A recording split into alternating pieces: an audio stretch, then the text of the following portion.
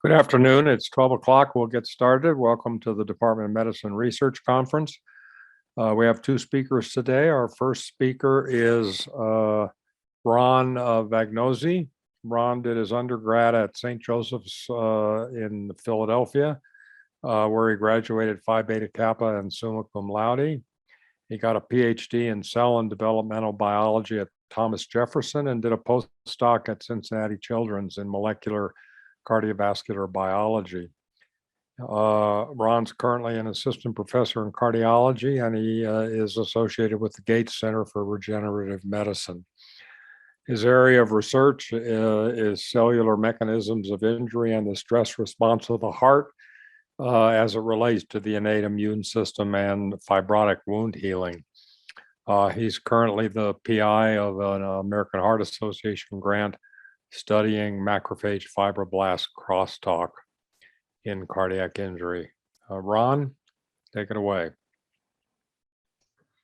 Thank you, Dr. Albert, for the kind introduction, and thanks for the invitation. It's really my pleasure to speak to you today. I'm just going to get the slides going here.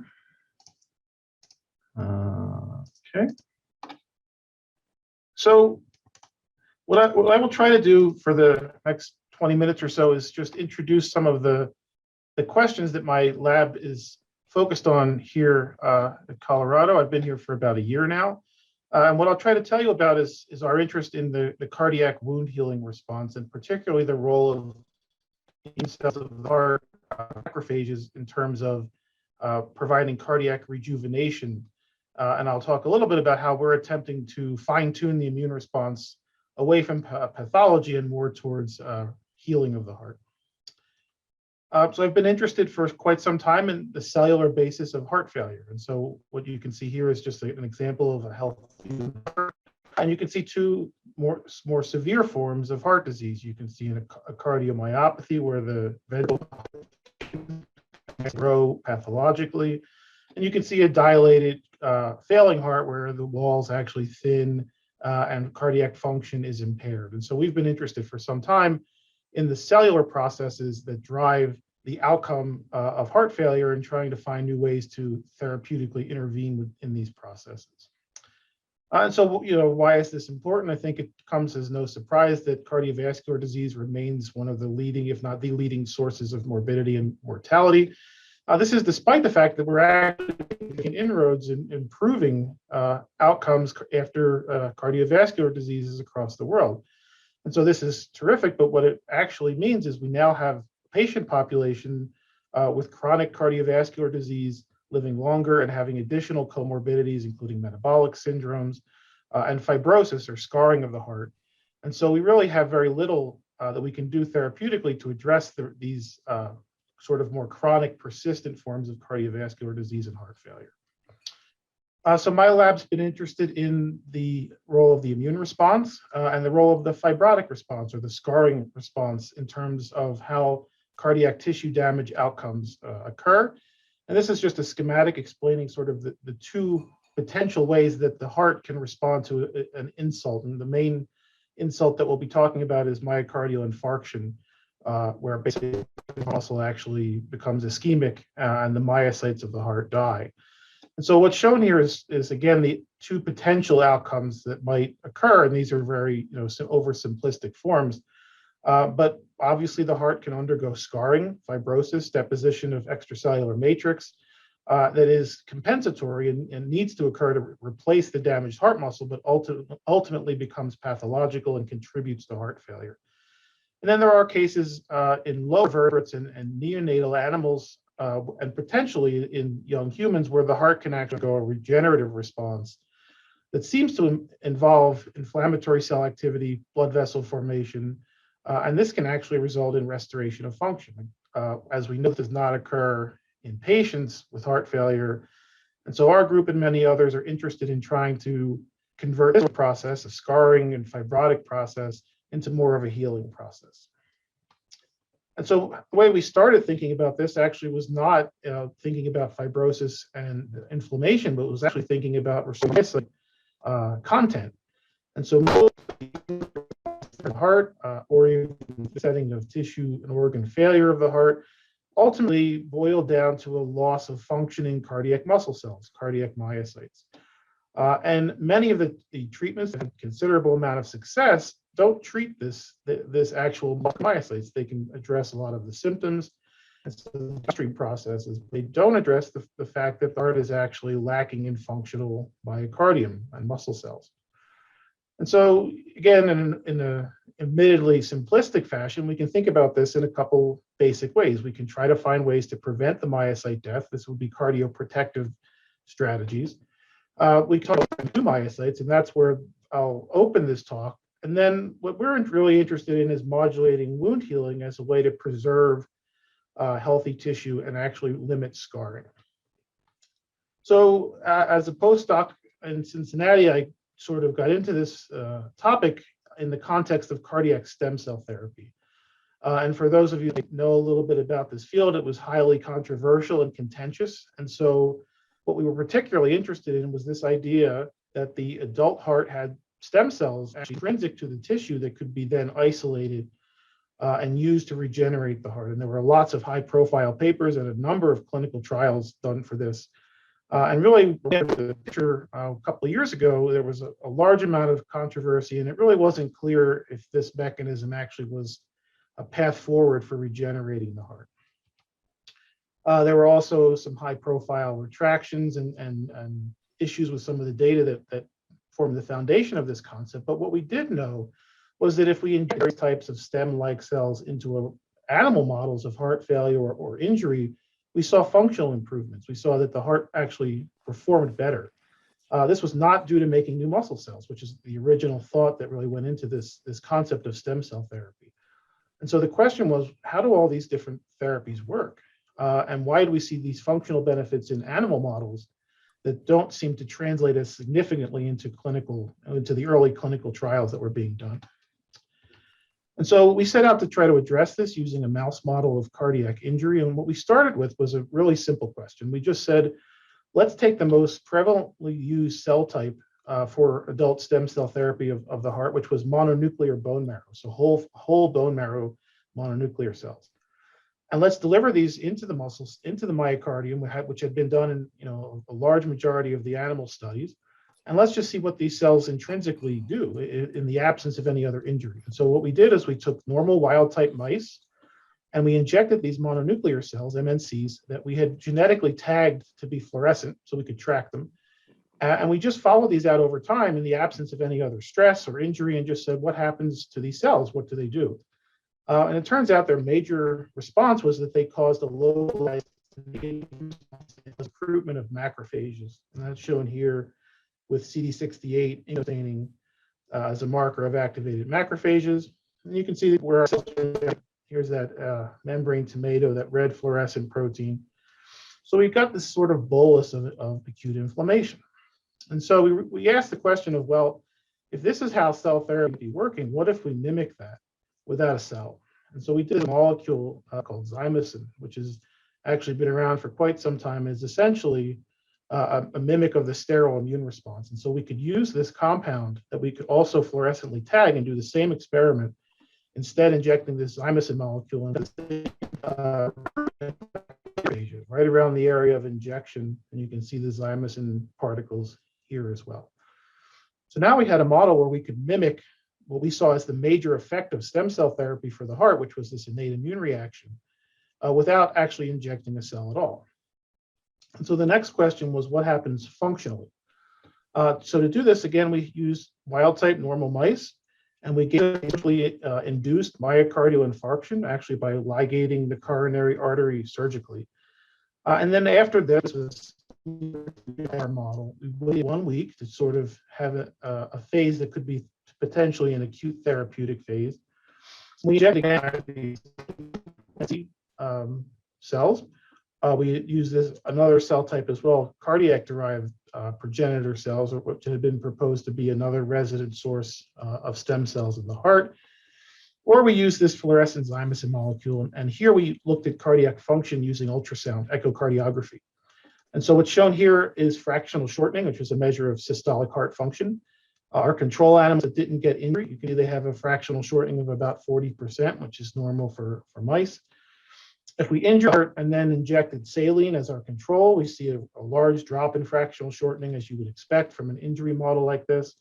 And we were able to see injecting cells, the MNCs in blue and these cardiac cells in purple, or just injecting this enzyme molecule that just mimicked the immune response.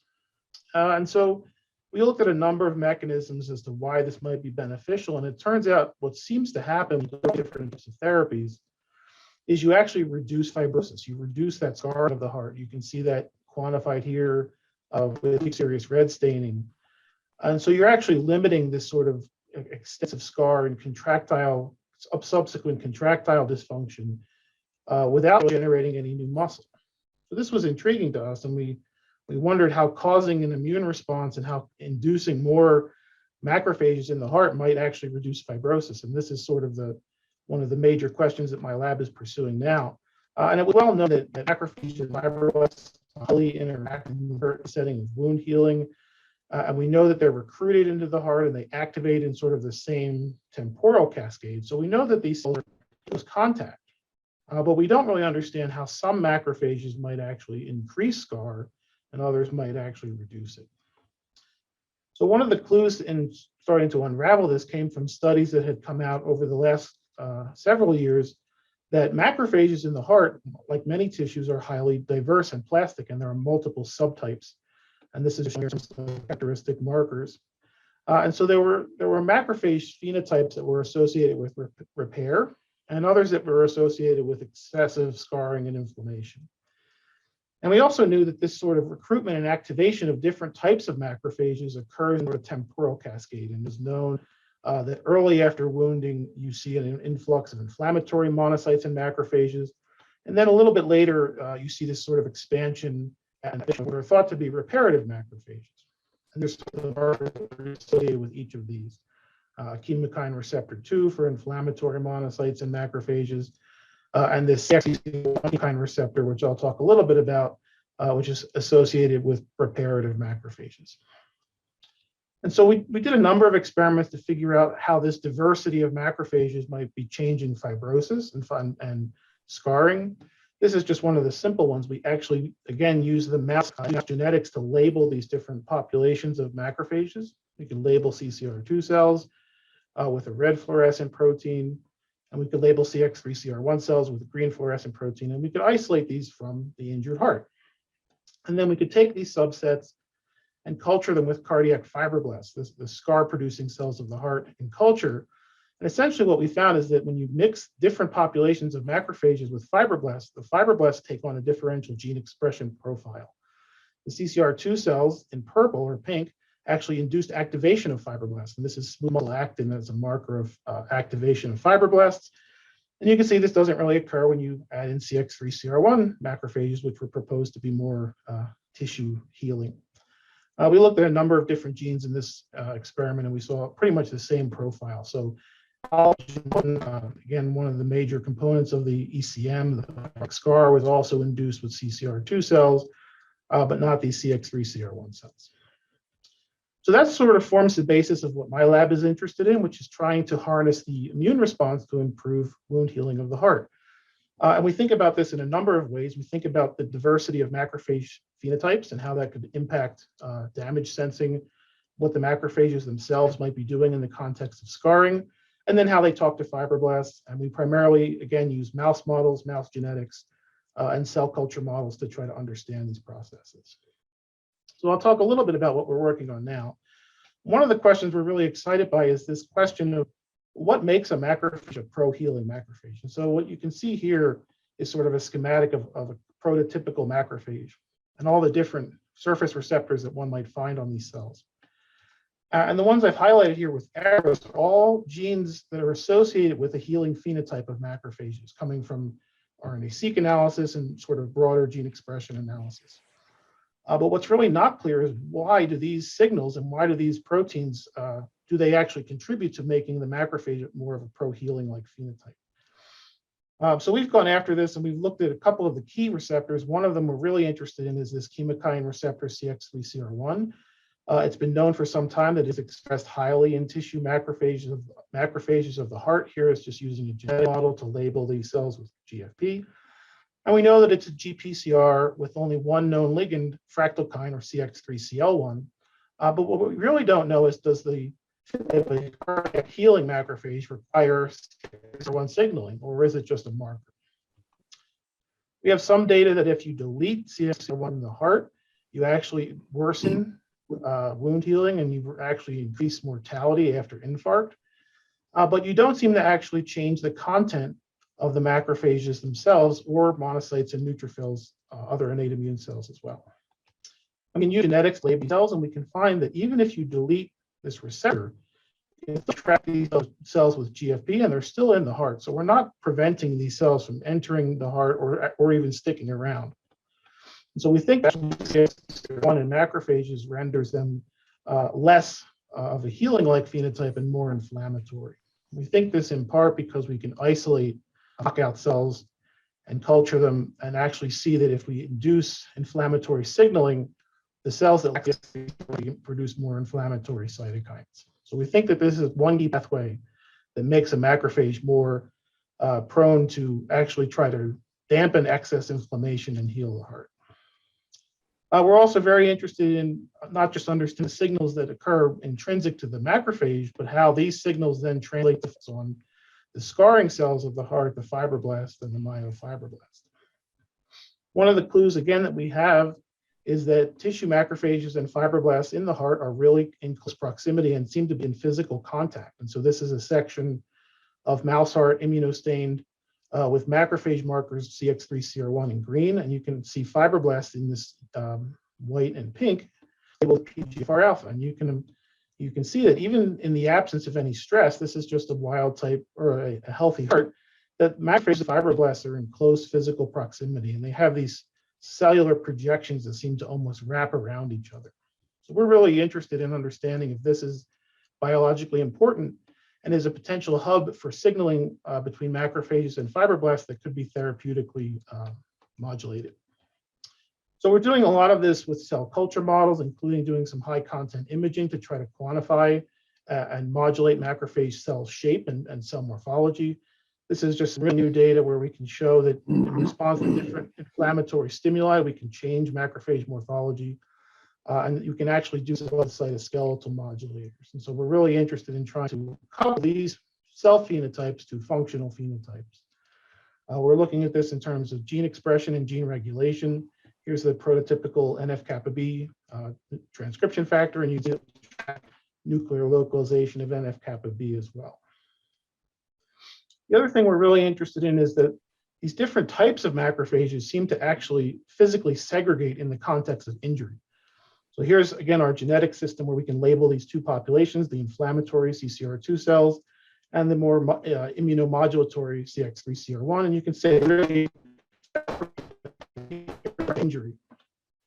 Here again, you can see fibronectin as a marker of scarring. So this is sort of my last slide. We're interested in trying to understand this tissue level heterogeneity and how it might affect healing in a cardiac infarct. The way we're doing this is, again, using our data and leveraging transcriptome analysis and a technique called atomic force microscopy, where we can actually measure tissue stiffness and biomechanics. So this is actually a platform that we've been able to take advantage of here on campus, and we have some really early preliminary data where we can analyze a section like this regionally and actually determine regional gene expression. And then we can pair this with a tissue level biophysical measurement where we can actually assess how stiff the ECM is in these regions. And the idea here is to ask whether tissue level cues and tissue stiffness actually changes macrophage gene expression, or does the macrophage gene program control the level of ECM and scarring? And so we can just begin to start doing this. Here's just a really early example that we just got a couple days ago, looking at an infarcted heart. And you can see the area of scar by H&E, and you can see an overlay of just broad spatial transcriptome clustering populations where we can identify fibroblasts in the scar region, myocytes, and other cell types as well. So we're really excited by this, and we're really hoping to try to pair this with some biophysical measures. So in a nutshell, my lab is interested in, again, harnessing immune crosstalk to improve wound healing. We think that there is something of a therapeutic immune response that it can occur in the heart. We know this from unique subsets of macrophages and how they all interact with tissue level cues. We think the timing of this is really important. We know that if we induce inflammation chronically, it actually has much more detrimental outcomes. And we do think some of it is linked to direct cell-cell contact between macrophages and fibroblasts. So this is the beginning of my lab. Ilaria and Doron have joined within the last year and have done really fantastic work. Joseph was a undergraduate student who worked on some other projects. We have really great collaborators in our division and across the campus as well. Here are my funding sources and contact information. Happy to chat with anyone about any of these projects. And thank you for your time and happy to take questions. Thank you, Ron. Anybody that has questions can put them in either the chat box or the Q&A, and I'll try to get to them. You did mention that you used two different stem cell sources. Did the two sources produce the same inflammation, or are there differences with respect to the type of inflammation that you observe? Yeah, great question. So in our hands, and we didn't really dig into this extensively because, again, our sort of model is that you can actually get all the same benefits of wound healing without the cell. But in our hands, in terms of the recruitment of macrophages, the subtypes and the timing of it, they were very similar. There might be some differences that would occur in a more nuanced setting, but we mostly focused on the idea that you can actually take the cells out of the equation. And so we also did experiments where you can basically deliver killed cells, basically just the cell slurry, and get the same response. So it seems to, at least in this model, be sort of independent of the actual cell type. It's just anything that can trigger that sort of sterile immune response in the recruitment of DAMPs and signals to basically bring in the macrophages. There might be some differences, but we didn't see anything overt. Everybody's approaching the idea that the fibrosis is deleterious, interfering with contractility and actually potentially relaxation. But could the fibrotic response be of benefit, trying to protect the heart from in a weakened area because of the infarct, maybe from cardiac rupture or something like that? And do we really know enough to be trying to reduce the fibrosis? Perhaps that's not a good idea. I completely agree. So we've done, and many others have done, experiments where if you block early, you don't get any fight, you get very little scarring, and then you have rupture. And so, what's really a challenge, but also something that we're excited by, is can we harness sort of the beneficial side of inflammation to get some fibrosis, but then stop it at the right time? And that's, obviously that's a tall order, but at least in the setting of infarct, you absolutely need that fibrotic scar to form. Yeah. One of the other things we're interested in is maybe not all scars are equal. And in terms of how collagen is aligned and some of the other associated, matrix proteins, you might be able to change not the content or the amount of fibrosis, but the composition and the type. So again, we think there's obviously a long way to go with this, but to answer your question, there are contexts where you need fibrotic scarring. Yeah. Last question from me is, with the different macrophage populations that can come in at same or different times in response to the injury, do you know anything about differentiation of the signaling pathways for those, for the accumulation of those different macrophage subtypes? Yeah, so that's kind of another area we're really interested in digging into. And we know, so for example, we know that chemokine receptor 2, which seems to be associated with more of the inflammatory macrophages, if you block or blunt the ligand, which would be CCL2 or as a major ligand, you can prevent that population of cells, or you can limit that population of macrophages and monocytes from infiltrating. Mm-hmm. So there have been studies showing that has protective benefits. What we're really looking for that is, I think, harder to achieve is, can we augment the therapeutic macrophages? And so, we've we're doing some gene therapy trying to deliver the ligand for CX3CR1 and seeing if that can improve function and improve healing. So the challenge is that a lot of the signals overlap. And so a lot of the chemokines that bring in one type of macrophage can bring in the others as well. And so trying to find that tailored therapy is a challenge again, but that's kind of where we're really putting our focus is can we just augment the types of cells that we want at the right time. Okay, well, thanks very much. It was a terrific talk. You're doing some very interesting work. Appreciate it. Pardon me. Our next speaker is Dr. Hilary Lum.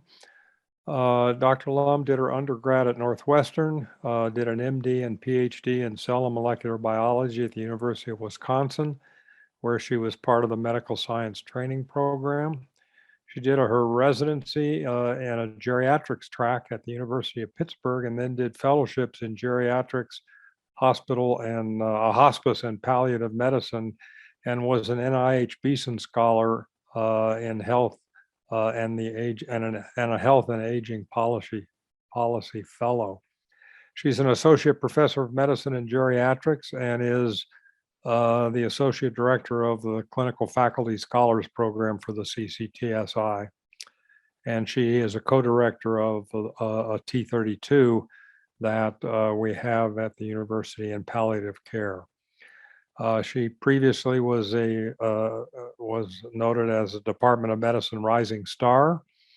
She's currently an associate editor of the Journal of Palliative Medicine and on the editorial board of the Journal of the American Geriatric Society.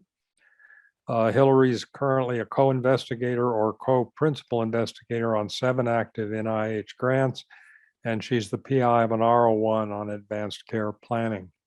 Her area of research has been to look at models of care for older adults and their families, frequently involving community partnerships. Hilary, take it away, please. Thank you so much for the kind introduction and the opportunity to present today.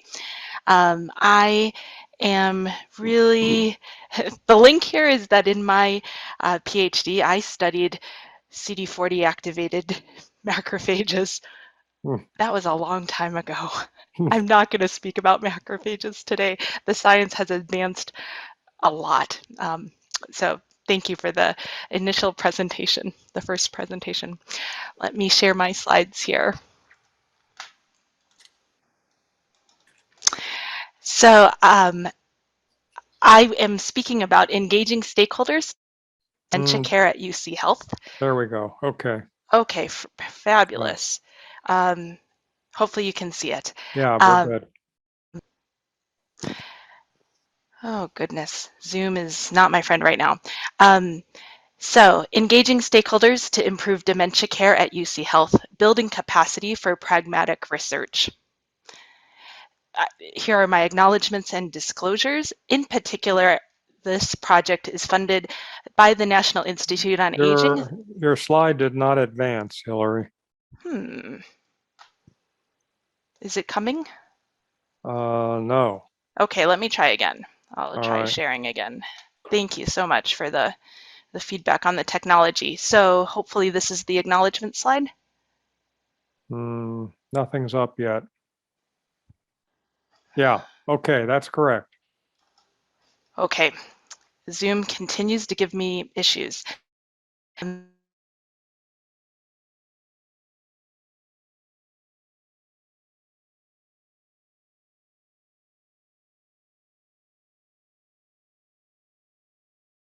We're still having troubles here.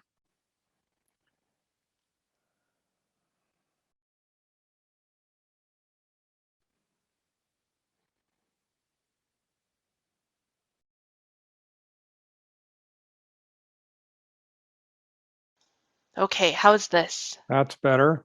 Okay, hopefully my Zoom will hold. It keeps flipping in and out. Okay. Okay, so, and thanks, Ronald. We'll make it through. So this is going to focus on the Healthcare Systems Scholar Award, which is a 1-year capacity building award here. A little bit about background about dementia here in Colorado. We have almost 750,000 adults over age 65 in Colorado. Of those, about 10% are known to have dementia. 71,000 older adults have a known diagnosis of dementia. You can see here locally, as we look at the counties near us and also Colorado as a whole, a number of different conditions. I'm showing age-adjusted mortality rates per 100,000, and then I'm highlighting Alzheimer's disease. So we can see that Alzheimer's disease has some variation in age-adjusted mortality rates by community, by county. And then also we have our rate at a population level. So this is the public health implications or impact of dementia, and my focus through this project and other work that I do is about understanding the stakeholder needs, and stakeholders in this case are persons living with dementia, family care partners and others who are involved, healthcare system team members and leaders, community organizations, and ultimately policy. There are a number of different initiatives working to improve care for persons living with dementia and their care partners. And I'm going to now focus us on what we're trying to build here at UCHealth. So I wonder if you who have logged in could put into the chat or into the Q&A, but into the chat, how are you aware of dementia? You might fill in this statement. My life has been affected by cognitive impairment or dementia as a family member, perhaps a patient, a care partner or support person, a provider, healthcare provider or community service provider, a friend, a researcher, or another role. I think increasingly, all of us, as we reflect on our interactions in community, are aware of dementia, affected by it in multiple levels. So as you're thinking about how dementia is present in your life, I'm going to transition us to the NIA Healthcare System Scholars Program.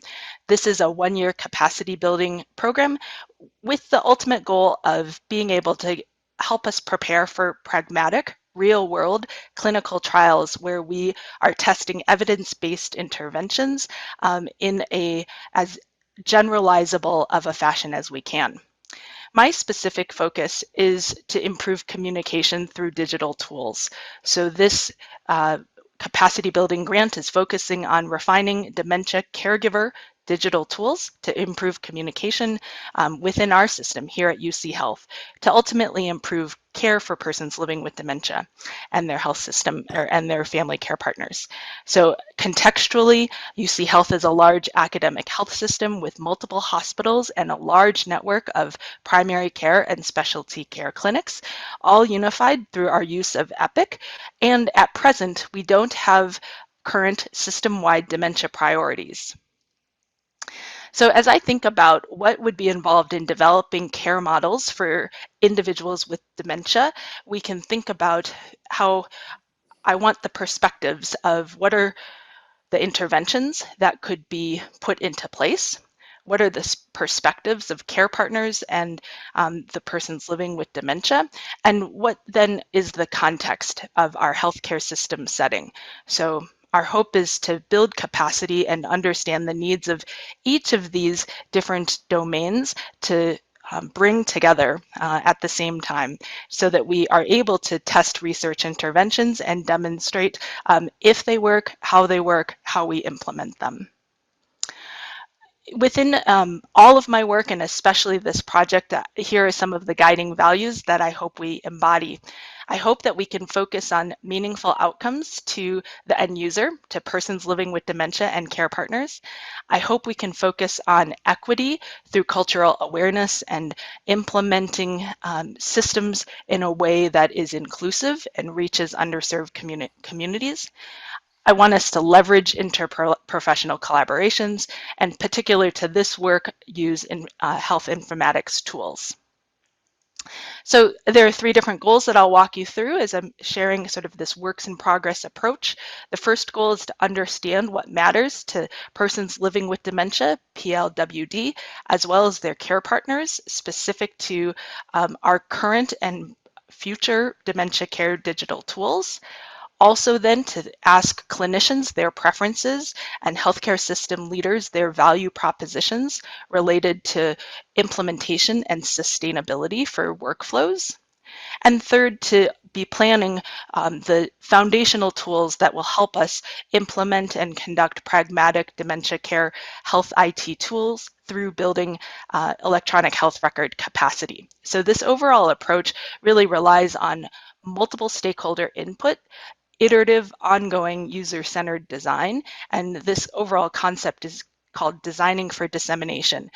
The hope is that if we start with the perspectives of what we will need to reach dissemination and sustainability, that will help us to design things and test things early on that are more likely to ultimately be useful as we demonstrate their usability, acceptability, efficacy, and effectiveness. There are many teams and members that I'm bringing together through this work, and I'm going to focus and highlight on the involvement of several, especially what I've described here in the beginning or in the middle as the Memory Tech Council. But you can see that there are many people involved, and sometimes it feels a little bit like keeping a number of conversations going at one time and trying to have us be synergistic rather than siloed, so that there's a lot of effort that we put into doing that well. This is another way of describing some of the current activities we're doing as we engage multiple stakeholders. So from a patient and care partner level, I'm going to share with you some of our activities and key results from convening individuals in a council, and then some of the engagement activities that we've been doing. I'll also describe some of the ongoing conversations at the healthcare system and team member level, and that will continue. And then I'll highlight some of the actual build and refinement that we're doing as we meet with operational partners with Epic and think about the different use cases and think about how we can build tools not just for this project, but ultimately tools that are helpful for clinicians, researchers, quality specialists who want to improve dementia care. So to walk you a little bit through a new patient and care partner council, and please do reach out to me if you're also interested in this work and would like to increasingly engage the voice of people living with dementia and care partners. I'm very excited to sort of help you meet these individuals. So to start, we invited diverse clinical and community-based patients and care partners. We convened these individuals beginning even in August, and they named themselves as we met as memory research partners in caring and technology. So you can see how the name reflects the vision of what we're trying to achieve together. This group is highly ethnically diverse, has 3 dyads of a person living with dementia, early dementia, and care partners. We have 2 additional individuals who have experience specifically as dementia care partners. And then we also have a number of individuals who have experience being research partners or research advocates in doing stakeholder engaged research. Some of the things that we've been doing, I'll outline further in more detail on the next slide, but as an overview, to really help elevate the opportunities for individuals to share input and give feedback, we have monthly meetings. Here's a resource, dicemethods.org, which is through our CCTSI and is an excellent evidence-based description of a number of different stakeholder engagement methods that you could use in various projects. So we first went to dicemethods.org to identify what types of activities would we like to build on as we then convene this Memory Tech Council each month. We put a lot of energy into having this be as inclusive as possible, initially with an outside in-person meeting, and then because of COVID, we have done a number of these meetings virtually, and we put attention into mailing materials or emailing them ahead of time, follow up by phone calls or Zoom, asking by email what additional input do you have that you didn't have a chance to say during the group that you'd like to share with us. We also are trying to provide lots of education that meets these partners where they're at and what they'd like to learn about related to dementia or digital tools or the caregiving experience or EPIC itself. This is an overview of our progress to date as a patient and care partner council. So as I mentioned, we started in August and we've been meeting monthly, and you can see some of the topics we've been covering, some of the engagement activities, some of the visitors like through the Alzheimer's Association to talk about care partner education and support, and then also one of our EPIC analysts in the patient experience team came and was able to do a show and tell of some of the actual tools that's part of the aspect of this project. So if you've not had a chance to do stakeholder engagement before, we think that monthly meetings is both intense but also helpful, and actually some of our patient and care partners would prefer to meet even more frequently as they are excited and engaged in the project. So I wanted to share some of the initial insights that we're receiving from our partners on the council. We've been asking questions such as what resources would be needed to help you use the patient portal better.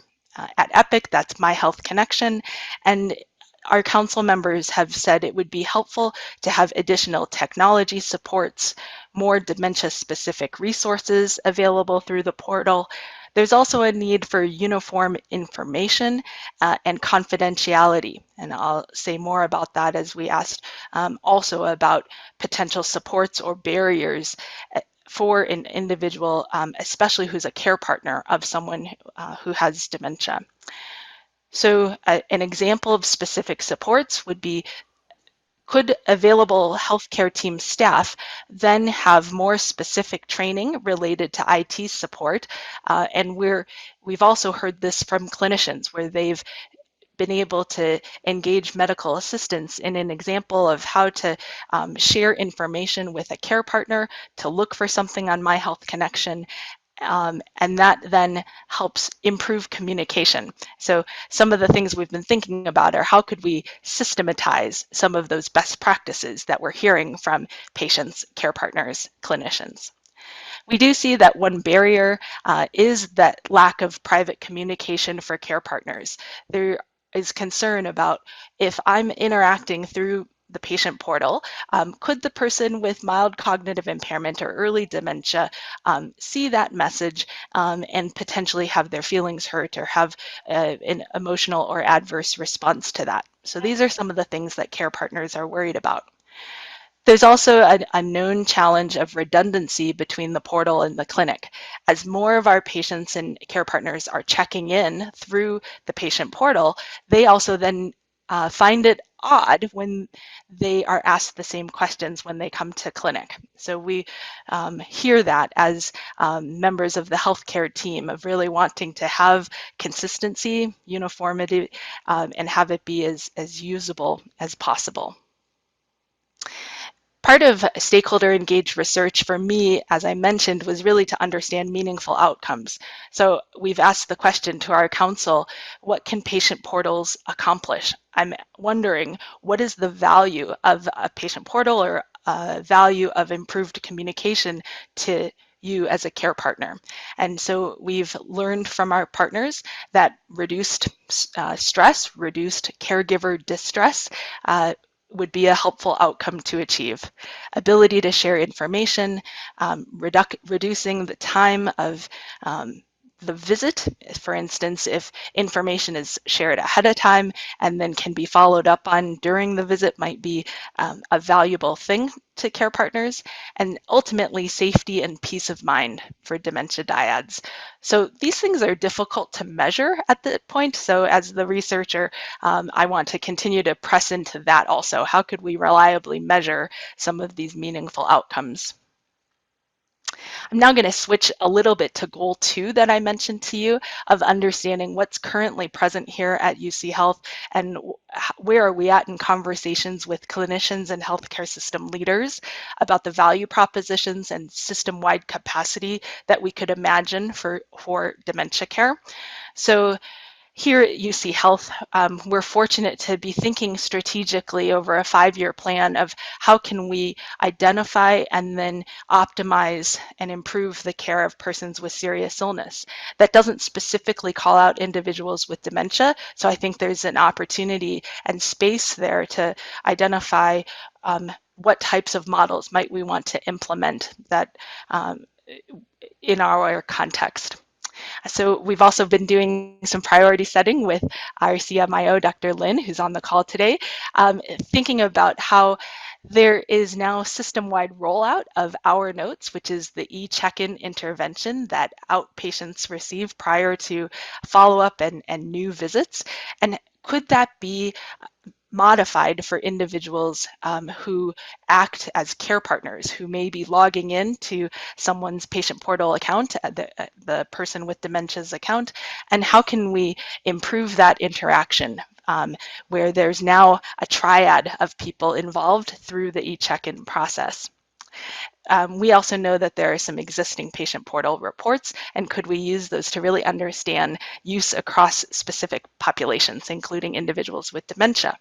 Which gets me to registries. We've been having conversations with Lisa Schilling's group and others in Epic Healthy Planet about how could we implement a registry to identify individuals who have cognitive impairment or a diagnosis of dementia so that we're able to measure the quality of the care that those individuals receive and even potentially target interventions to those individuals. So as I sort of wrap up and think about where we're at in this goal of building capacity to ultimately do pragmatic trials that lead to improved care for persons with dementia and their care partners here at UC Health, I think there are 3 main buckets of what's involved in building capacity. We need to be able to identify individuals who we would want to support with interventions, non-pharmacologic or medication-related interventions. And so there are some things listed here that we're working on building.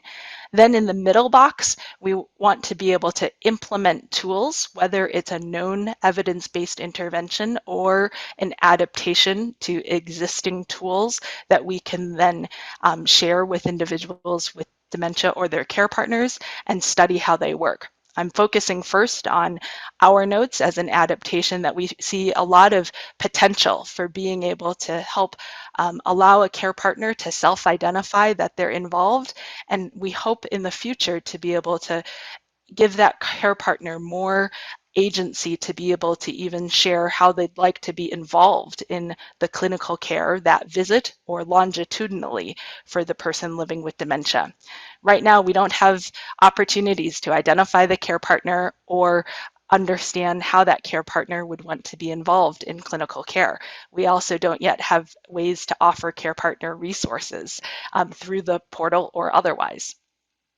And then the third aspect of clinical trials is certainly how could we pragmatically, in a real world setting or using healthcare system data, measure the quality of the care we're delivering or a change related to an intervention that we implement. So there's a lot of work nationally happening in this space of how to measure the quality of dementia care, and it is a challenge to figure out how we can measure care partner outcomes. So there's a lot of opportunity here, and we'll certainly use a mixed methods approach where we're able to use hopefully EPIC-based data as one aspect of the impact of what we're doing, as well as interviews with multiple stakeholders, including persons with dementia, care partners, and members of the clinical team. So here's sort of another overview of some of the specific capacity we're building here at UC Health. And I just want to highlight the need and opportunity for caregiver support tools. This is a clear theme and need from our memory tech partners and also something acknowledged by many clinicians. These are all pretty time consuming to build, but I think really important in terms of being able to provide practical information, perhaps that's tailorable to what someone is needing and what they're ready for, and then having a way to refer to community-based referral sources who could support some of these educational and caregiver support needs. So I hope to make progress on that, perhaps not in this study, but in future work. So I also just wanted to highlight an overview of some of the recommendations and things that we've been learning nationally as part of the Impact Collaboratory in terms of conducting dementia-related real-world trials in diverse healthcare system settings. I think it's important to define and refine value propositions, and this is key in terms of sustainability. It really has to matter to the health system and to those of us as clinical providers within the health system, so that we want to engage in the interventions that we're testing. It also is important that the outcomes matter to persons living with dementia and their care partners. As we think about effective interventions, we really need to remember what care partners want, and that's a very high bar, and it's helpful to have a counsel like Memory Tech that can provide ongoing input of, are we headed in the right direction? What still is the future goal that we want to imagine? There is a need for ample time to build the capacity with electronic health system experts, whether that's in real time or thinking about use of a health data warehouse like Compass, just to make sure that whatever the mechanism of change that we hope is part of the intervention is also then something that ideally we'd be able to measure within the EHR, to really have it be pragmatic and something that we can measure across a large population. With any intervention for individuals living with dementia and care partners, it's very important to understand the barriers to participation. I think there are often health equity drivers that underline barriers to participation. So it's really important for us as researchers to explore the barriers and do everything we can to co-create strategies to engage individuals in participating in interventions, participating in care. And we want to think about sustainability from the beginning. So I just want to close with these ongoing stakeholder engagement opportunities. And certainly if you are working in a space where you wonder, could we do a quality improvement initiative or test of a prototype in your clinical setting, please reach out to me. I'd love to hear your pain points related to caring for individuals with dementia and supporting their care partners, and especially whether you see opportunities where we could tailor digital tools to meet those needs. And thank you to our team. Oh, this is, there we go. Thank you to our team, and I will open it up to the chat and questions. Okay, thanks a lot. Oh, wait a minute. Yeah, I'm okay. Thanks, Hillary. A question in the Q&A. Do you see the work you're doing in dementia care partners potentially generalizable to all patients, even those without dementia, pediatric and adult, who need or have care partners? And, Yes. and if so, would you have to markedly expand the tools you're developing? Yeah, thanks, CT, for that question. In desiring to design for as generalizable a population as possible and taking a system-wide approach, I do think that care partner is a really broad term and therefore does not need to be necessarily specific to dementia. So I do think that using our notes as an example, there are many people who engage additional people in their care, whether that's a family member just to help sort of manage medications, or say a home health nurse who is supporting functional needs at home. So I think it doesn't need to be specific to dementia. And that's where I think the ways that we could test that and get there are to develop things within memory tech first, but then also go to other spaces and places where we have patient and family advisory councils, both within UCHealth as well as, say, within Accords, where we have opportunity to ask that question that you're asking, CT.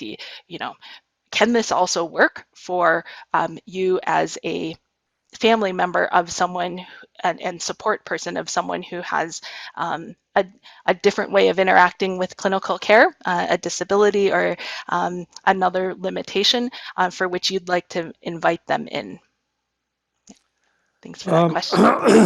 A question I had was, given the age of the patients and the caregivers in general that are involved with dementia, and given my own experience with virtual visits, it would seem to me that by utilizing the electronic tools, you're not going to be sampling the entire scope of patients and caregivers with that are involved in dementia, but only those that are comfortable with the electronic medical record.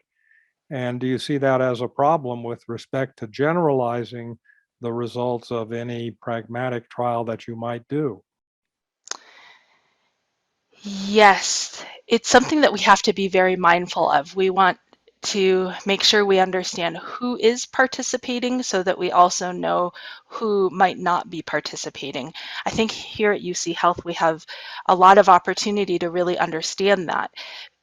One of the silver linings of COVID in seniors clinic, our percentage of individuals who have a patient portal account went from 60%, relatively low as a clinic, up to above 90%. So it's no longer enough to look at whether someone has an account. Instead, we need to look at the analytics of how are they using that account, who is using that account, and for what, to then get into those more detailed aspects that you're giving an example Well, of. the question I would ask is, of those who have the accounts, how many of them have dementia? Yes, and we will be able to assess that as we have the dementia registry set up.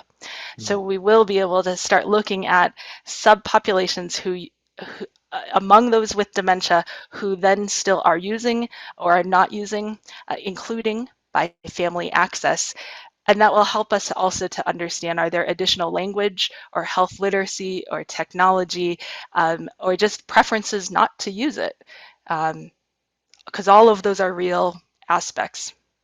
Another concern that I had is you're going to extraordinary lengths and very successfully to develop a unique system here at the University of Colorado. Pragmatic trials are real world trials. And so my next question is, how will you be able to generalize results obtained in a pragmatic trial at the University of Colorado involving your very well developed and rather unique system to the rest of the country that doesn't have such systems? And would we need to repeat those trials under less formalized setups in order to have some sort of generalization of results? Yeah, great question. My hope is that we would be able to pilot sort of as an implementation laboratory here at UCHealth, and then the future pragmatic trials would actually be multi-site from the beginning, so that we wouldn't hopefully have to do exactly what you're mentioning there. Some of the fabulous work that's gone ahead of me is the Our Notes work. Our Notes has been tested across multiple healthcare settings already. So it's an example of one technology that has been implemented at multiple sites with adaptation. So we're able to sort of allow each health system to contextualize it or to build it as they're able to build, but then still also collect the same outcomes to synthesize that data across sites. Also, there's a lot of work among dementia researchers to really make this work open source. So whether it's a registry or a digital tool or say natural language processing means of identifying care partners, we really want it to be open access so that we can reduce the barriers to each health system being able to implement. And maybe in the future, you'll be measuring macrophage markers on the surface of these patients. So, Yes, right. okay. It's all possible. All right. Well, thanks very much for the presentation. And that'll be the end of our research conference this week. It's 1 o'clock. Thank you all for coming. Bye-bye.